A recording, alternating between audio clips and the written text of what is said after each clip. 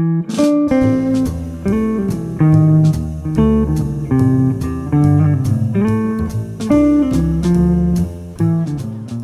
what is going on? Welcome to the video, welcome to the channel, welcome to Genshin Impact. My name is Jazz. Okay, so I just started playing Genshin Impact pretty recently. Before I started playing the game, I was doing some research about it and trying to decide if this is going to be a game that I will enjoy playing. I had a lot of questions about the game. What's the gameplay like? What's the character system like? What's the progression system like? What's the combat like? What's the monetization system like? All that kind of stuff. So now that I've gotten a little bit further into the game, I thought I would go ahead and make this video as sort of a guided tour for anybody who might be in that same position that I was. So we're going to take a quick look at, kind of what you're going to be doing on a daily basis, what the gameplay is like. I'll show you some examples and just hopefully kind of give you a better idea overall of what this game is, and maybe that'll help inform a decision on whether you might enjoy it or not. So go ahead and leave a like on the video. If you would consider subscribing to my channel, that would really help me out a whole lot. And let's go ahead and jump into the video.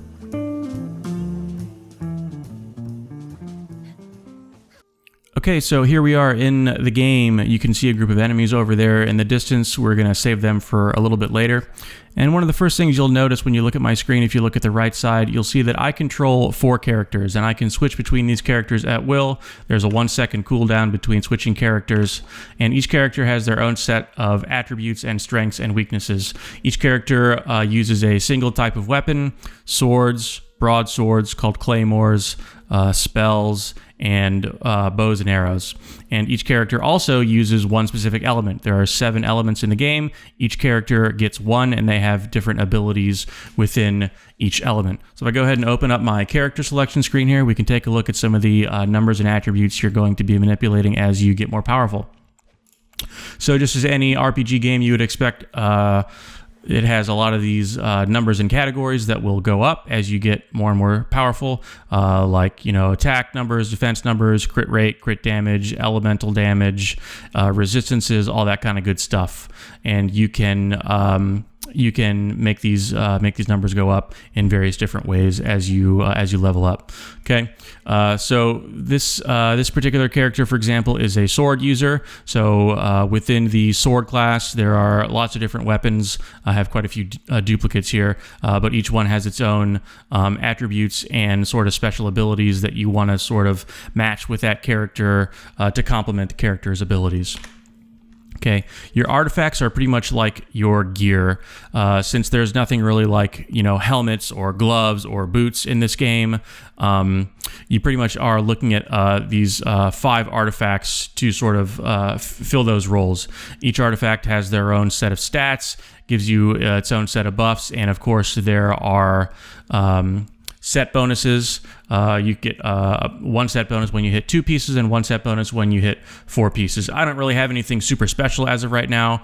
I'm pretty early in the game, so I haven't been able to seek out the exact sets I want. I've just been kind of using whatever I get along the way, right? Constellations, these are basically skills and skill upgrades you get as you get duplicates of your characters, and that gets a little bit into the monetization and gacha system of this game. You are basically rolling for chances at items, weapons and characters. I don't think you can get anything else out of the wish system, just items and characters. So when you get a duplicate of a character, you can put the duplicates into this constellation system and unlock these skills, and there's 6 levels of a constellation total. So this is the most I have for a character. Of any of my characters is 3. And for most of my other characters, I have 0 or 1 constellations. Okay, your talents are basically your abilities. I haven't gotten into these locked abilities yet, so I'm not 100% sure what those are yet, but when you first start off with a character, you will have basically 2 or 3 abilities. A basic normal attack with your weapon, and then you can charge it for like a quick, swift combo attack like that. You have your E ability, which is like a quick version of an elemental ability, and then you have an ultimate ability, which is on Q, which will have some more profound effect on the battlefield. Some of your abilities will sort of rain down ice or arrows and inflict a lot of damage and status effects and all that kind of good stuff. Okay, as far as the activities you're going to be participating in, there's lots of stuff to do in this game. There's all kinds of daily missions that you're free to partake in. There is an event system. Another thing I really like about this game is it's sort of like a persistently online game with new things and new boss fights and new events coming around all the time. So let me see. There's like a daily commission system. You're going to be given these missions on a daily basis to go around and get extra resources and experience and things like that.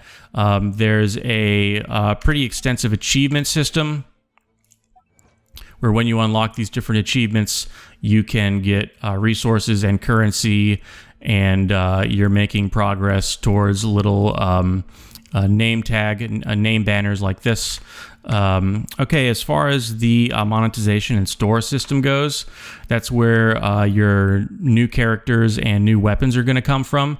I find that just playing the game normally, you get a lot of these. They're called wishes. So one wish gets you a random roll of a weapon or a character in differing rarities. I believe with a wish, you're going to get a 3-star, a 4-star, or a 5-star character or weapon, and the star system is this game's way of saying it's rare, is it legendary, is it epic, is it common, that kind of stuff. So 5-star is the absolute highest you can get.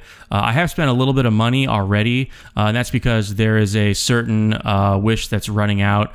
I wanted to try and get this character Ganyu. She's very powerful. I was lucky enough to get her. But this is sort of similar to something like a Prime Access. If you're familiar with Warframe, they'll rotate these out, and you have a higher chance of getting that character. Of course, I know in Warframe, if you buy a Prime Access, you can just get that character right off the bat. This has more of a randomized system where you have a increased chance of getting a character. There's weapon-specific boxes and normal character boxes where it's sort of an even chance to get any character or any weapon. And then aside from that, there's a shop where you can exchange various currencies for either these fate ones are basically wishes, or you can buy specific characters or specific weapons to sort of help, I guess, even out some of the RNG if you really need to. Okay, so let's go ahead and engage these enemies over here. I'll kind of give you an idea of what basic combat might look like. There is a pretty advanced and fun... whoops, I'm getting shot over here. Pretty advanced elemental combo system in play where you have each character that has its own element, and if you combine those elements, you will get cool elemental reactions. So this character, for example, is electric. So what I might do is hop over here, hit her E ability. They all have electric on them. Bring up my Frost character. Now they all have what's called Superconduct, which makes them take increased physical damage. So that means that when I shoot them, they're going to take more damage than usual. Might flip over to my Hydra character. He gives me some defense. Now I've got this big guy to deal with here. Might go ahead and try and reapply some elements to him. Wait for my cooldown to finish there. I might even go ahead and hit my ultimate here. Is that everybody? There we go. Okay, so as you can see, that little encounter was part of the commission system. That's like the daily mission system, and if you complete all 4 of them, then you get an extra reward. And so, yeah, just an example of one of the many activities you're going to be able to participate in on a daily basis, and of course, those refresh from day to day. Okay, so that's pretty much everything I wanted to show for now. Hopefully, it kind of gives you a better idea of what this game is like, what you can expect from playing it, and if you're going to enjoy it. I really have been enjoying it quite a bit.